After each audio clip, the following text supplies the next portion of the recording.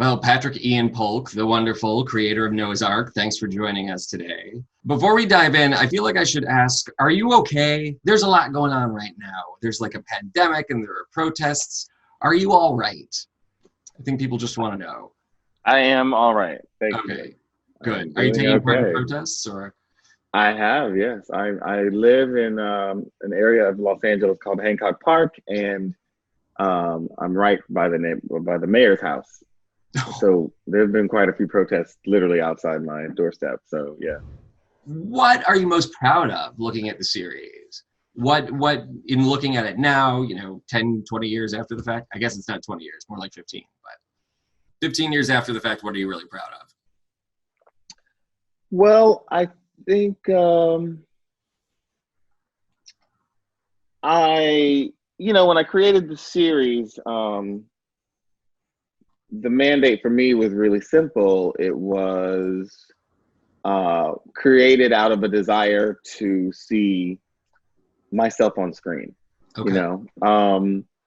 And when I say see myself on screen, I mean see myself and people like me.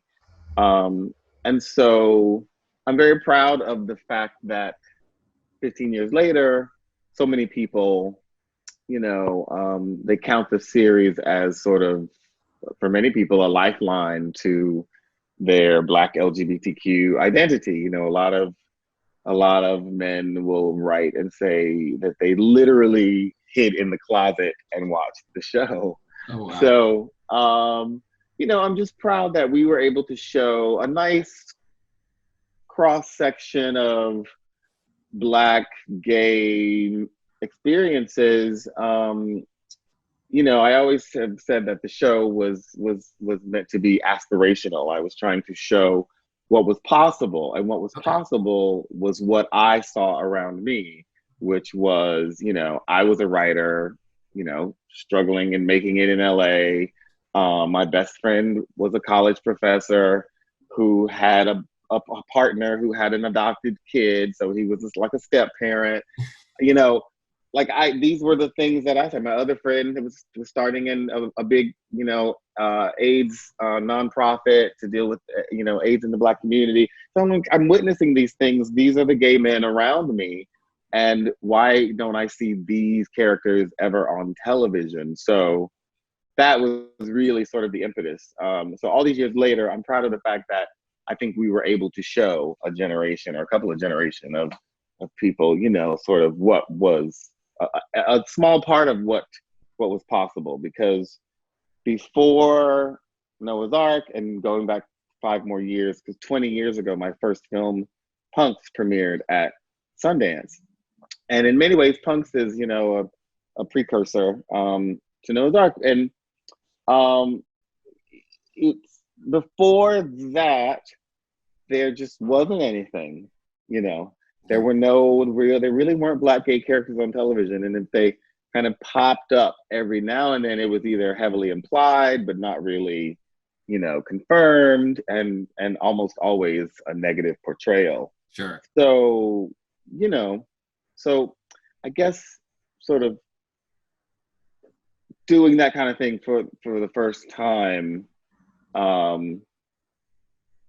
it feels like the work meant something. You know what I mean? Yeah. Those shows feel like they really were significant to a lot of people. When I hear people like who I've gotten to know, like Lena Waithe and Justin Simeon and Stephen Canal, tell me that they were like, they point to Noah's Ark. So that is the really cool part, to see like all these brilliant like artists doing all this amazing work, and to think that somehow the work that we did on a show like Noah's Ark inspired all of this. So it's interesting when I talk to creators who have been writing for specific actors over a long period of time, particularly on a show or different revivals of shows. Do you find that you start writing the characters to be more like the actors that are playing them or that are associated with them? Or do the characters still come from just this, come from the ether, from someplace in your imagination? They come from the imagination. Okay. I would say in the case of the character Alex, Rodney Chester, played by Rodney Chester, because that character kind of has a very specific style. That is the one character that was actually created for the actor. So I fashioned that character sort of in line with Rodney's natural personality. So in some cases, I do try to, I pick up little things from him because we're very good friends. So I pick up little funny things that he might say in conversation, and I file them away in my mind. And so when I'm writing, I'll remember, and there's a moment that fits. I'll remember, oh, Rodney said that really funny thing that fits in here. So that's the closest I come to that. For the most part, it really is when it comes to the storylines and that, because they're all just very different from the characters that they play. You know what I mean? Yeah. So it doesn't help me to think about their real lives. Sure, of course. And their real personalities. Yeah, it's all up here. I talked to a lot of different queer creators in this job, including Doug Spearman. Actually, I met and interviewed for his film. Was it from Zero to I Love You last year? And he was delightful to chat with. Of course, we talked about Noah's Ark. Your name came up. What was interesting within that conversation, and indeed when I talked to people like Billy Porter as well, is the way that as out gay Black men, they feel that they've been limited in some way, or they expected to be limited and then were not by the industry. For you, as someone who's created like the iconic series about queer Black men, how do you feel? What's your interaction been with the Hollywood community since then? Do you feel sort of married to Noah's Ark, like you can't quite get away from that? Or do you feel like it's afforded you a lot of different opportunities? Well, honestly, it's really only, I would say, within the last 5 years that diversity, that D word really has started to mean something. It's sort of like as we've crept up on the last 5 years, there've been, for the 10 years before that, there would be attempts at something. There'd be attempts, there'd be little things, drips and drabs, and it just kind of kept getting bigger and bigger. But the last 5 years, it really sort of, solidified. And by that time, I had kind of left Hollywood. I moved to New York, and I spent the better part of a few years. I made 2 independent films, the Skinny and Blackbird. And then at the suggestion of a friend at that point, 2016, she was like, oh, it's a different temperature now in Hollywood. If you were living here, you would be working in TV, because everything that held you back for these 15 years, being Black and gay, is now a plus. Everyone's looking for diversity, and you're very, overqualified. And so I moved back, and I haven't stopped working in TV, which is true. So it's sort of like I'm on the road now. But I have used this example before, to talk about the role that race plays or has played in an industry like Hollywood. Punks premiered in 2000 at Sundance, which it's still a big deal. Back then it was a much bigger deal because they only picked like 34 feature films. So it was highly competitive. Babyface, Tracy Edmonds produced the film. We were represented by William Morris. We were right there in the midst of all of it. Yeah. At the same, that festival the same year was the Broken Hearts Club by Greg Berlanti. Yeah. 2 kind of, if you stack the films up, they're very similar. They're both kind of ensemble rom-coms. One is Black and one is white. Sure. And I always use that example to say, if you look at where Greg Berlanti is now, one of the kings of television, and then you look at my career in 15 years, and that just gives you an idea because, and I love Greg. He's an incredibly nice guy, obviously super talented, well-deserved. But, I can safely say we stack up quality-wise, talent-wise, whatever you want to say. We're pretty even keel. We started at the same place, Sure. But after Sundance, it's just very simply doors open for him that did not open for me. Just period, point blank.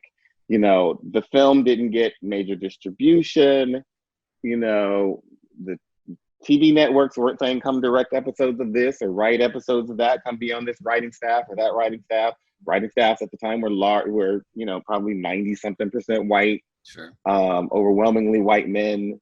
So it just didn't happen. And so I had a choice to make. It's sort of like, I can kind of adjust my career and do the thing that I know that white Hollywood will let me as a Black filmmaker do, which would have been a very narrow thing. Yeah. It would have been silly comedies or blah, blah, and I didn't want to do that because my mission as an artist was to see characters like me and the people that I know, Black LGBTQ characters on screen. So I knew to do that, I would just have to stay on the independent track, do it myself, and make it happen. And so that's what happened with Noah's Ark. That's what happened with the Skinny. That's what happened with Blackbird. That's what's happening with this reunion You made it special. happen. Yeah, that's great. know? So what can you tell us about the reunion? What do you think fans of the show and of the film are going to be most excited to see? What will they be most excited to see?